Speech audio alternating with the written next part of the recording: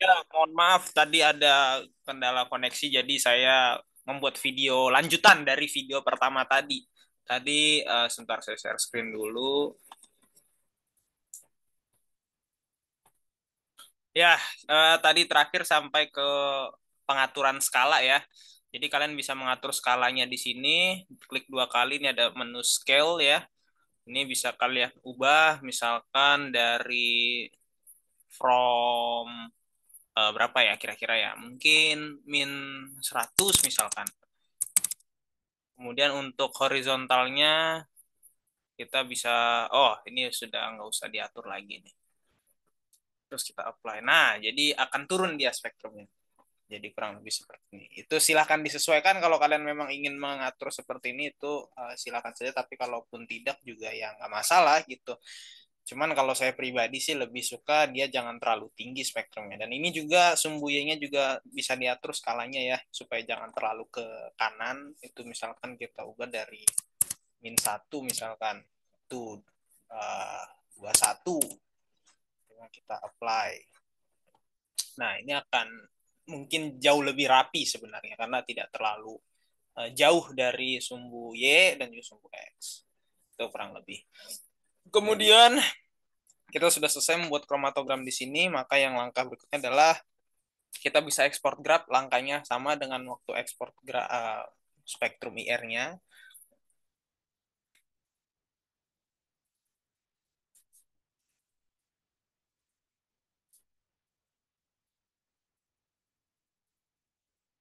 Kita pilih image type-nya adalah JPG, kemudian long name-nya misalkan kelompok 3C underscore chromatogram Romotoluena ya, meskipun Romotoluenanya tidak terbentuk ya. Ini saya simpan di downloads. Kemudian setelah itu kita langsung ke image settings, DPI resolution kita ganti 600, lalu di apply.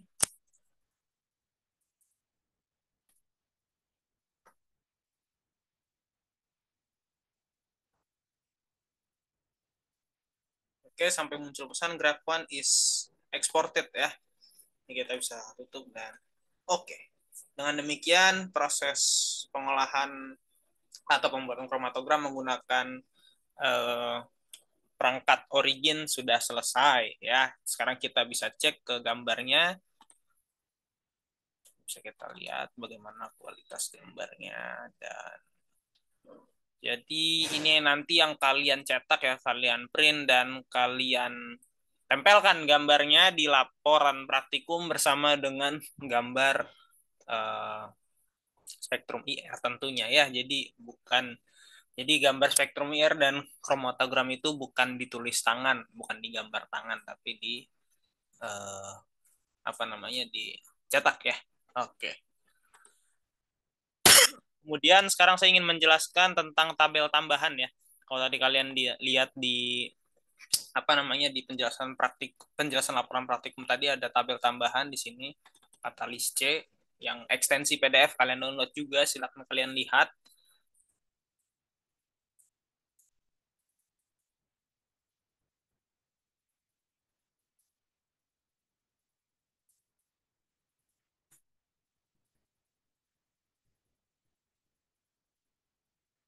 Oke. Ya, untuk tabel yang saya maksud tadi yang mana di penjelasan praktikum tadi kan kalau nggak salah di bawah gambar ini apa namanya di bawah gambar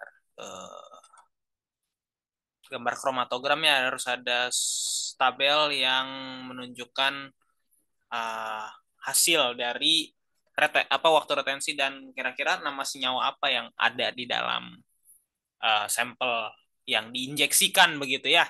Jadi karena kita mengharapkan ada 4 puncak, sehingga nanti yang kalian tulis di laporan praktikum kalian, jadi yang kalian tulis di laporan praktikum kalian hanyalah ya nomor 1 sampai 4 saja. Gitu. Bentar, misalkan yang saya bisa nggak ya? Oh bentar.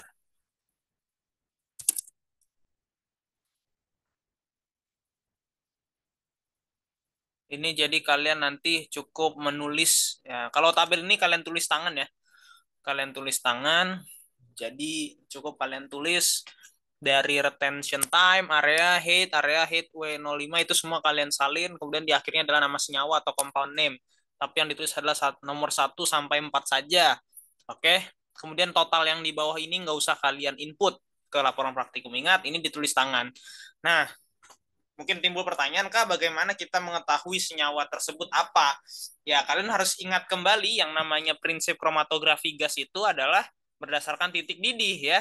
Jadi kalau suatu sampel atau analit yang kita ingin pisahkan dalam kromatografi gas itu memiliki titik didih yang tinggi, maka otomatis senyawa tersebut akan uh, lebih lama untuk mencapai detektor sehingga waktu retensinya pun akan lebih lama atau lebih besar. Maka bisa kita simpulkan bahwa titik didih dan juga waktu retensi itu berbanding lurus ya.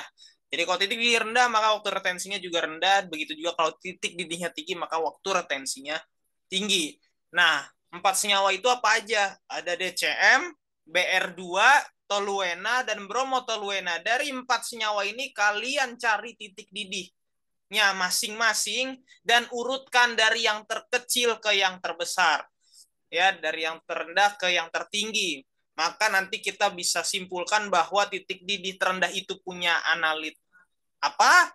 Maka itulah yang memiliki waktu retensi paling rendah ya. Jadi compound name di sini kalian urutkan berdasarkan titik didihnya dari yang paling rendah ke paling tinggi karena titik didih berbanding lurus dengan waktu retensi. Oke, jadi silakan ditulis tangan dan itu tugasnya untuk dilengkapi. Ya, jadi sekian untuk rangkaian demonstrasi pengolahan data origin dan juga pengolahan data kromatogram melalui origin dan juga penjelasan yang apa namanya tabel interpretasi kromatografi gas ya. Semoga dapat dipahami. Sekian dan terima kasih ya. Silakan ditonton dan disimak dengan baik.